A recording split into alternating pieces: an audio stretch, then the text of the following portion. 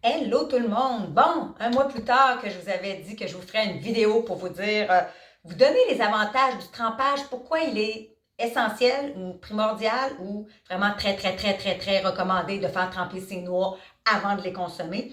Il y a plusieurs raisons. J'ai pris des notes parce qu'il y en a énormément. Moi, celle que je dis tout le temps au départ, c'est que, et de un, ça enlève l'inhibiteur de croissance. L'inhibiteur de croissance, c'est l'inhibiteur enzymatique qui permet à la graine ou à la plante de pousser.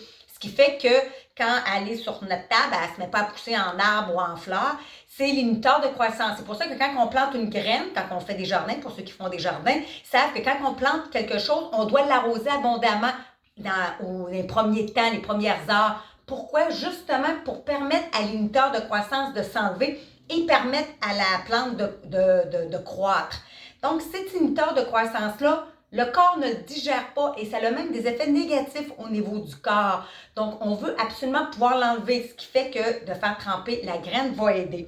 Mais ça a d'autres propriétés aussi, le fait de faire tremper la graine. Je vais lire mes petites notes pour pouvoir mieux vous expliquer. Donc, on parle de l'inhibiteur de croissance qui est la première chose. Naturellement, ça alimente aussi les vitamines, mais ça alimente surtout les vitamines qui sont absorbées par le corps. Fait que le monde va dire, voyons, pourquoi qu'il va les faire tremper, il va avoir plus de vitamines dans la graine.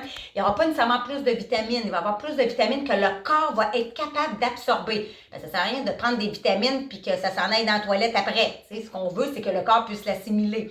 Donc, c'est super important qu'on puisse en assimiler le plus possible. C'est une des raisons pourquoi aussi souvent on va parler de vitamines qui sont bio-assimilables, qu'on peut prendre plein de vitamines puis que notre corps ne l'assimile pas, ça ne vaut pas la peine. Donc, c'est super important d'être capable d'assimiler la vitamine. Ensuite de ça, aussi, ça aide à la décomposition du gluten. Donc, il y a certaines graines qui composent du gluten. Pas toutes les graines des noix, mais il y en a quelques-unes. Le fait de les faire tremper, ça enlève ça. Ça enlève aussi l'acide phytique qui inhibe l'absorption des minéraux. C'est exactement ce que j'expliquais. Ça supprime aussi ce qu'on appelle des antinutriments. Il y en a beaucoup qui me parlent ces temps-ci des lectines qu'il y a sur certains légumes ou sur les noix. Les phytates aussi, les tanins.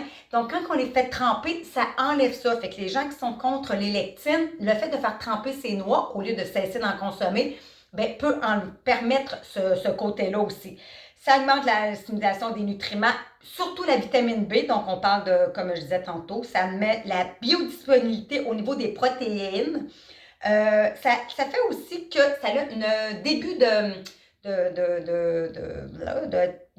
on décompose nos protéines. Donc, on digère nos protéines en partie dans l'estomac et non pas dans l'intestin grêle, comme la plupart de nos éléments, nos nutriments sont digérés dans l'intestin grêle. Tout ce qui est protéines est en partie digéré au niveau de l'estomac. L'estomac ici, là je pointe à la mauvaise place. L'estomac.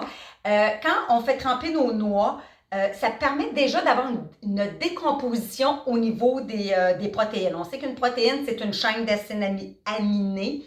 Donc, puis les acides aminés, après ça, se retransforment pour créer nos propres protéines de notre propre corps. Donc, on ne passe pas de la protéine de poulet à une protéine de moi-même. On s'entend, il faut qu'il y ait une transformation qui se fait en acides aminés.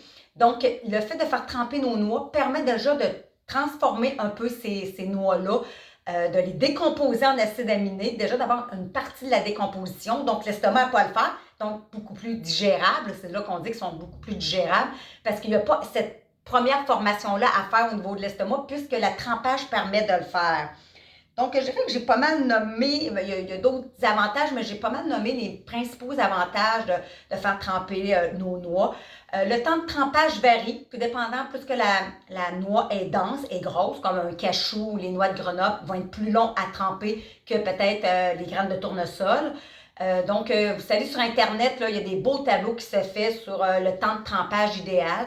Naturellement, on ne boit pas l'eau de trempage. On vide l'eau de trempage parce qu'elle contient les inhibiteurs de croissance et les tanins et les leptines et tout ça. Donc, on rince, on envoie l'eau de trempage et on rince nos noix pour être sûr qu'il n'en reste pas, qui sont collés sur les noix. Et ensuite de ça, on peut les consommer. Ceux qui disent que moi, j'aime pas ça des cachous mous, ben, on les fait réhydrater, soit au déshydrateur, on les fait déshydrater, c'est ça, soit au déshydrateur ou soit dans un four à basse température à ce moment-là, ou sinon on les consomme, on les utilise pour nos sauces, un coup qu'ils sont humides. Voilà, j'espère que cette vidéo vous a plu. N'hésitez pas à commenter et à poser des questions si vous en avez. Merci beaucoup!